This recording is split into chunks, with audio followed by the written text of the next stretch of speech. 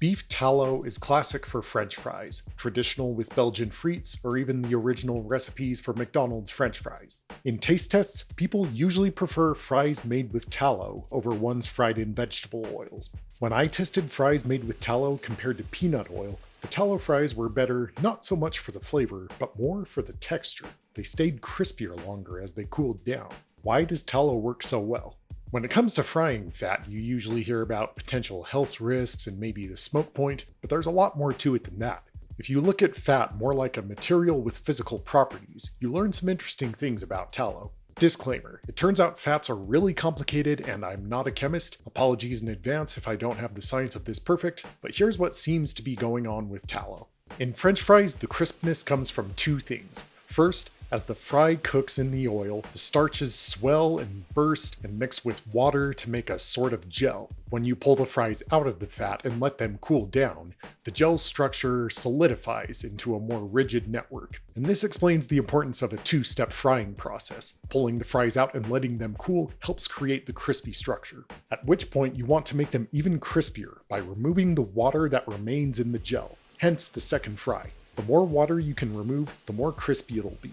Now, there are a few ways you could go about removing more water from the fries. You could use hotter oil temperatures or longer cooking times, but those come with risks. Oil degrades faster at higher temperatures, you might burn the sugars in the potato if it's cooked too long, and if you're in fast food, you don't really have time to waste, so it helps if you use a fry fat that has a lot of saturated fat, like tallow, because saturated fats are more dense, their fatty acid chains are more tightly packed. So we see tallow is solid at room temperature, and vegetable oils are liquid.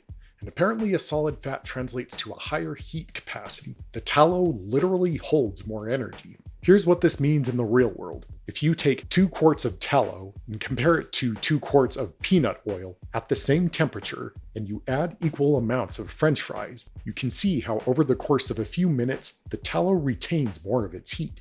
It's easier to maintain consistent temperature with saturated fats. When I look at the fry fat options at my local restaurant supply store, I see most of them are either blends with saturated palm oil or hydrogenated vegetable oils, made solid by making the fats more saturated. Saturated fats are more stable, usually having a longer shelf life, so they have that advantage too. Speaking of stability, smoke point is something you hear a lot about, and a lot of people might say tallow isn't good for deep frying because depending on how well it's rendered and clarified, it may have a lower smoke point than a lot of vegetable oils. But tallow does hold up pretty well. Again, because its temperature swings are less dramatic, it's easier to keep it below the smoke point. But there's also way more to fat than just smoke point. Smoke point just tells you when the oil starts smoking, but it breaks down before that point too. So we have other relevant variables like peroxide values, antioxidants, free fatty acids, total polar compounds. It's even been said that extra virgin olive oil, contrary to popular belief, holds up pretty well to heat. Though it's clear that the study of frying fats is ongoing. There's more we're learning over time. But if it is true that most vegetable oils, higher in polyunsaturated fat, are more prone to oxidizing and degrading into toxic aldehydes, we could conclude that not only is tallow more efficient, it may be more safe or more healthy, or at the very least less unhealthy. Let's be real, deep fried potatoes in any form are going to be unhealthy. Just try not to eat them every day.